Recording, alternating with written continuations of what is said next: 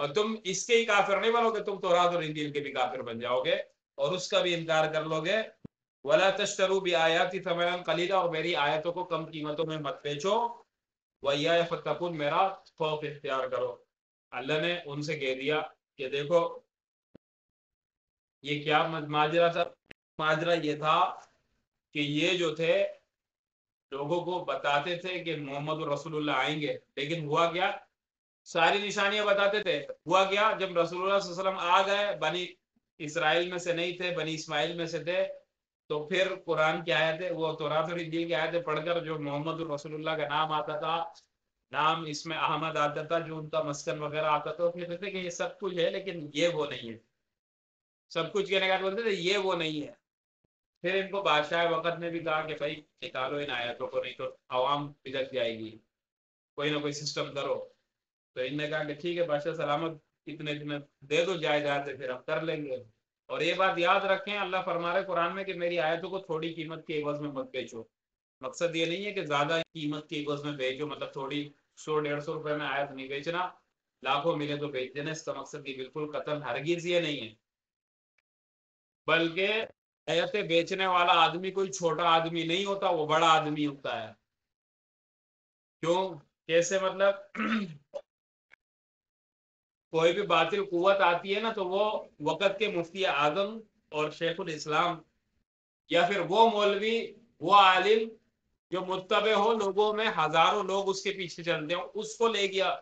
ہاتھوں ہاتھ لے کر، اس کو قیمت دے گی ایمان کی، اور اس سے بولے گا کہ بھائی تو ہمارے حق کے اندر بات کر، یا ایسے کر یا ایسے کر۔ کیوں؟ کیونکہ اس کو پتا ہے کہ یہ جب بیان دے دے گا تو لاکھوں لوگ اس کے بیان کو مانیں گے کہ ہاں یار یہ بات ٹھیک کہہ رہا ہے،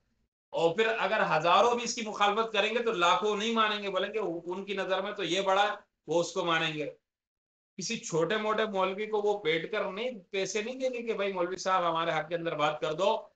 تو پھر اس کو تو اگر کوئی اس سے بڑا مولوی بات کر دے گا، کسی ایک مسجد کے خطیب یا امام کو کسی نے دے دیے پیسے، بھائی 2000 روپے دیتا ہوں، فلاں حکم جاری کر دو کہ ایسے ایسے اور یوں کر دو، یا کسی کی تائید کر دو، یہ وہ، تو اس سے بڑا مولوی اس کا رد کر دے گا، تو لوگ تو عوام بولے گے یار اس کی حیثیت کیا ہے، بڑے عالم نے اس کا رد کر دیا، تو ان کا تو سارا خرچہ دھرے کا دھرا رہ گیا۔ تو وہ بڑے آدمی کو دیکھیں گے، بڑے آدمی سے کہیں گے کہ ہم تمہیں کروڑوں خربوں روپے دیں گے لیکن تم بات کرو، وہ بات کرے گا تو ہزاروں اس کی اگر مخالفت بھی کریں گے تو اس کو کوئی فرق نہیں پڑتا، کیونکہ وہ ایک برانڈ بن چکا ہے۔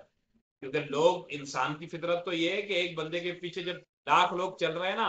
تو وہ کہتے ہیں کہ بس یہی سچ والا ہے، حق والا یہی ہے، اور اس مولوی کو اتنے لوگ تو سن رہے ہیں، تو یہ پاگل کے بچے جو سن رہے ہیں تو لہٰذا وہ اس کی مانیں گے۔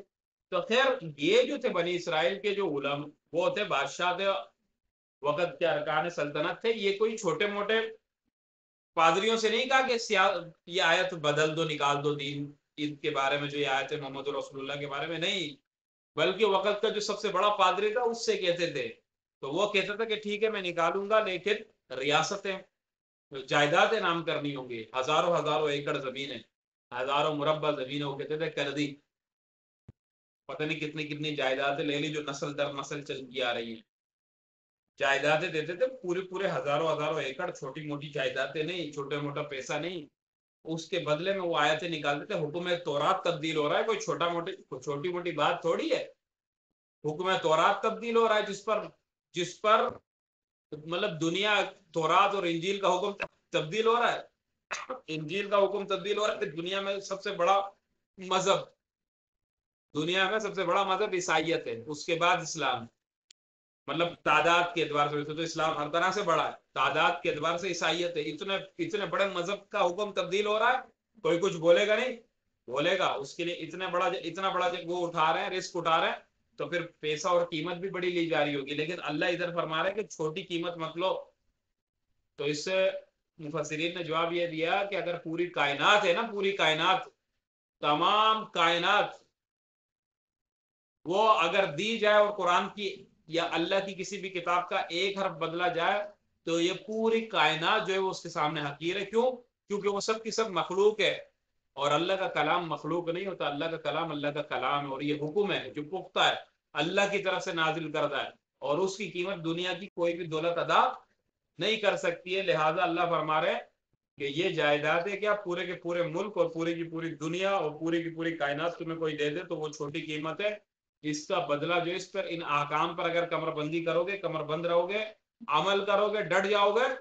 تو اللہ تبارک و تعالیٰ اس کا بدلہ جو ہے نا وہ تمہیں قیامت میں جنت کی صورت میں اور اپنی صورت میں دے گا کہ خود اللہ تبارک و تعالیٰ تمہیں مل جائے گا. جو اللہ کو پالے گا نا تو اس نے سب کچھ کو پا لیا. یعنی قرآن پر عمل کرنے کا جو نتیجہ ہے، اس کا جو اجر ہے وہ اللہ کی ذات ہے. اور اللہ کی ذات ہی ہو سکتی ہے کہ اللہ کی ذات اللہ کے کلام سے بڑی ہے، وگرنہ کوئی اور چیز نہیں ہو سکتی اس کا بدل. کوئی اور چیز کیا پوری کائنات نہیں ہو سکتی. تو لہٰذا اللہ تبارک و تعالیٰ نے فرمایا کہ میری آیتوں کو حقیر قیمت کے بدلے مت بیچو. دنیا کی تمام جائیداد، اللہ کی تمام تر مخلوقات جو ہے وہ قرآن کے سامنے کوئی حیثیت نہیں رکھتی. اللہ تبارک و تعالیٰ ہم سب کو عمل کرنا ہوگا.